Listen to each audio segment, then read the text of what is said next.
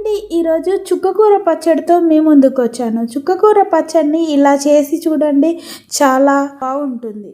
చుక్కకూరను శుభ్రంగా కడుక్కొని పెట్టుకొని ఒక బౌల్లో 2 టేబుల్ స్పూన్ ఆయిల్ వేసుకొని ఆ చుక్కకూరని అందులో ఉడకనిచ్చుకోండి. అది దగ్గరకు వచ్చిన తర్వాత ఆయిల్ కనబడేదాకా ఉడకనిచ్చుకున్న తర్వాత దాన్ని పక్కకు పెట్టుకొని ఒక కడాయిలో మళ్ళీ 2 టేబుల్ స్పూన్ ఆయిల్ పెట్టుకొని ఒక 4-5 ఎల్లుల్లిపాయలను దంచి పెట్టుకోండి. అలాగే ఉల్లిగడ్డను కూడా చిన్నగా తరుముకొని పెట్టండి.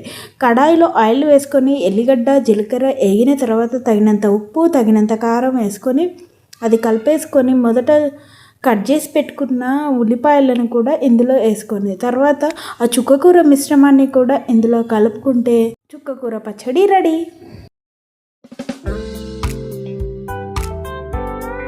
మా ఛానల్ కనుక ఫస్ట్ టైం చూసినట్లయితే సబ్స్క్రైబ్ చేసుకోండి.